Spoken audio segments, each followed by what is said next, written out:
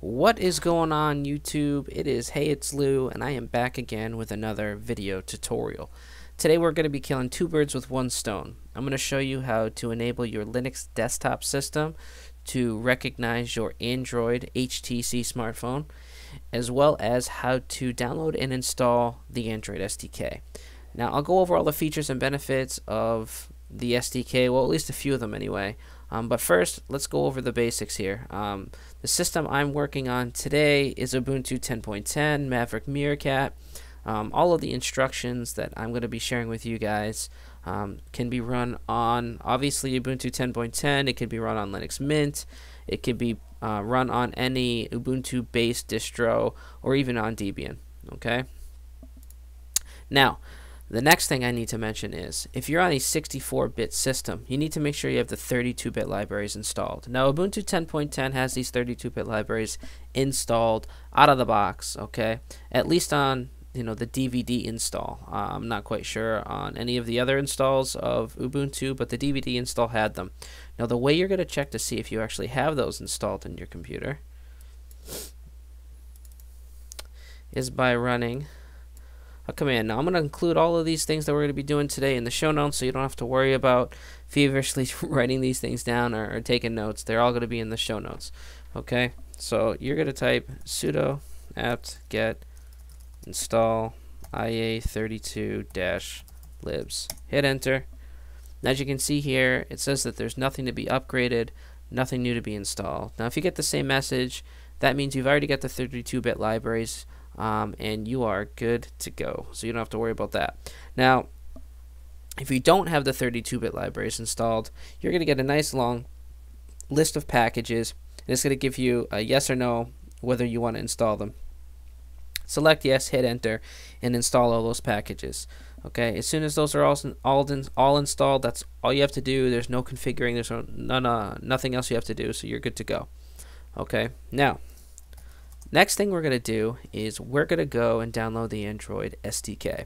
Now I've included a link for you so you know where to get it, but you're going to find the Android SDK here at developer.android.com. Just Google Android SDK if you don't want to follow the link for whatever weird reason, and it should be your first hit on Google.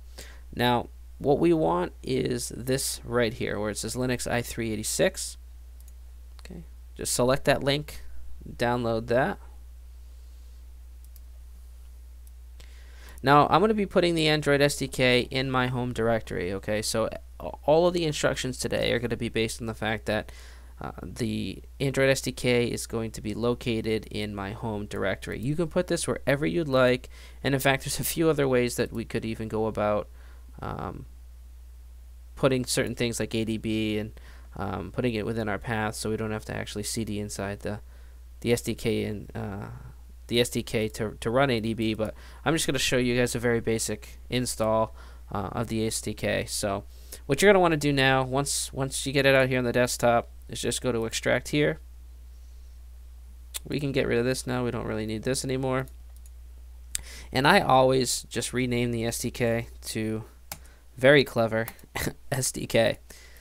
Alright, so now that I've done that, we're going to place it in my home directory.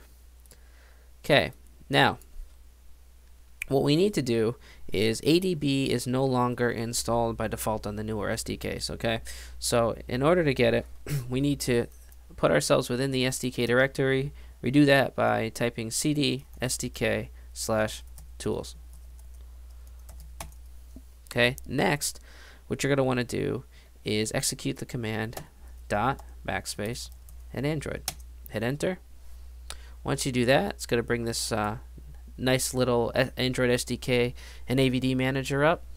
So you're over here in the left hand pane, you're going to select available packages, and where you see Android repository, select that option. It's going to give you all the packages available in the Android repository. All you've got to do now is come down here in the bottom right and select install selected, go to accept all, and then install. So now it's going to download all of the packages that it needs. So you're going to let that do its thing. Okay. Now, while that's doing that, why don't we go into the SDK, and I'll show you a few things. Now, when I'm putting my ROMs together, I use the SDK constantly. Okay, there's a couple of things inside this SDK that I use almost on a daily basis. Okay, so one of those things is the DDMS application. Now, DDMS allows you to do a lot. Now, a couple of those things is you can take screenshots with it, but one of the most important things, in my opinion, is being able to pull a logcat. Now, a logcat, now if you get, you install a ROM, you're getting a bunch of errors, you want to figure out what that error is, you can pull a logcat of your system to show you, what's going on and try to pinpoint an error so you can fix it. So if there's something wrong with one of my ROMs that I put out, oftentimes what I'll do is I'll try to reproduce the problem, and then I'll pull a logcat using DDMS. That'll tell me what happened, what went wrong, and then it allows me to be able to pinpoint what I have to fix, and so I can get it fixed and then out as a nice little update in my next ROM, and that way you guys don't have all sorts of problems when you put my stuff on your phone. Now, the Draw 9 patch, honestly, this is kind of a thing of the past. When I was a Mac guy, I used to actually use Photoshop to accomplish what Draw 9 does, but essentially what Draw 9 patch helps you is it helps you with .9 PNGs. Now, .9 PNGs, if you're a themer, you're very familiar with what those are. Basically, a very simple explanation of what a .9 PNG is. It's a PNG file that is basically programmed to expand.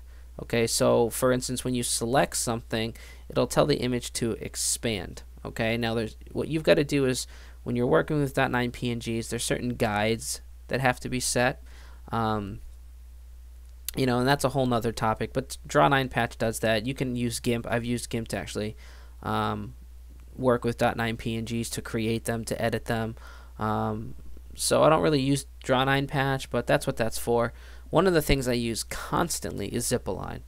Now, if you're looking through certain ROMs, you wanna see some of their features, you're gonna probably see zip-aligned. Now, basically, zip-aligning an APK with inside of a ROM is basically compressing it. Okay, so when you compress an APK and make it smaller, it makes it more efficient as far as how the system interacts with it, and zip aligning actually optimizes RAM usage. So when all the APKs inside of a ROM are zip aligned, then it compresses everything, and it helps the system to helps the system memory to access those faster. Essentially, it's a very basic explanation, but that's what it does. So I zip align everything every time I update an APK or work with the APKs in all my ROMs. I zip align them. Okay, so the zip align tool in here I'm using constantly. Okay, that's just a few things, and of course the ADB tool that we're going to be using, you're going to use a lot. Now you use ADB to accomplish a lot of different tasks. If you want to pull a file off of your phone, you can use ADB. If you want to push a file onto your phone, you're going to use ADB. So that's just a couple of very basic things. But ADB, you can do a lot. If you want to delete a file in your system, you can do that while your phone's in safe recovery. So ADB allows you to do that as well, among many other things. Okay, so the Android SDK is gonna really come in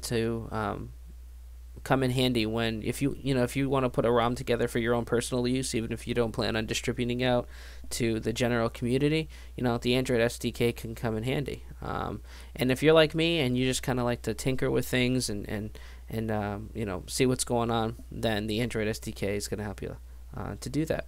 Okay, so the SDK is still downloading all the things that it needs to download. Now, one of the things that we're going to need to do today, and we can actually do this while the SDK is all the packages for the SDK are being downloaded, is we need to create a file on your system to allow your Linux desktop to recognize your Android phone.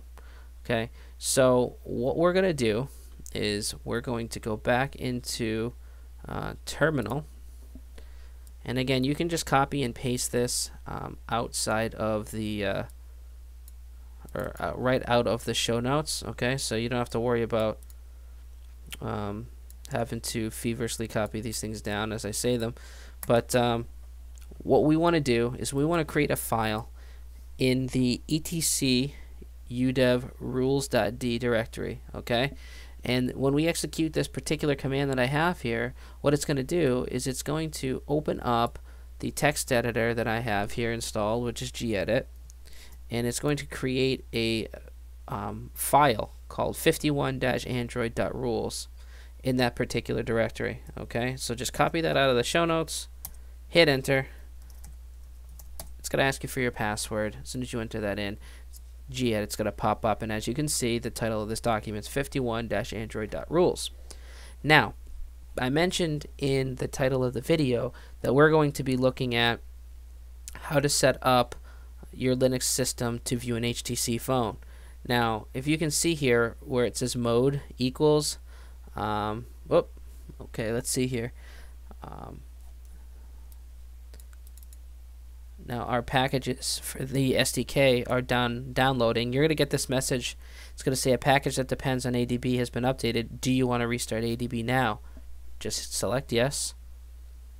Very shortly after you select yes, it's going to say done, however many packages installed. Hit close. We're going to come back to that. Now, we've got this file up here, the 51-android.rules, and we're going over what we're going to actually be putting inside of this text document here.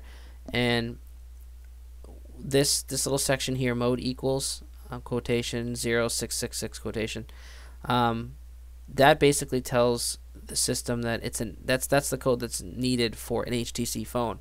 Now, if you're working with a Motorola or another manufacturer's phone, that's gonna vary, okay? But I at least know it works for HTC phones, okay?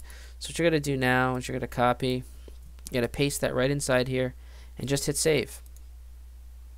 Now you can close gedit. Now, the next thing we want to do is we want to tell our Linux system here that it's an executable file. So we're going to do that by this next command right down here. So you can copy and just paste that in. Now we're going to tell it the system that's an executable by the chmod command, okay? So it's sudo chmod +x, and then this is the path to the file. So we just hit enter, and that's it. So that's all done. Okay, so the necessary file that we need, if we went into that directory, which was the etc udev rules.d, hit ls to list everything within that directory. Here's our file, 51-android.rules.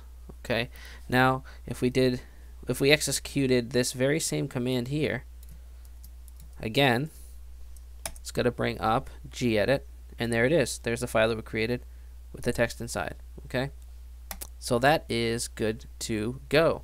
I am going to be probably cutting the video right here now that we've got this done.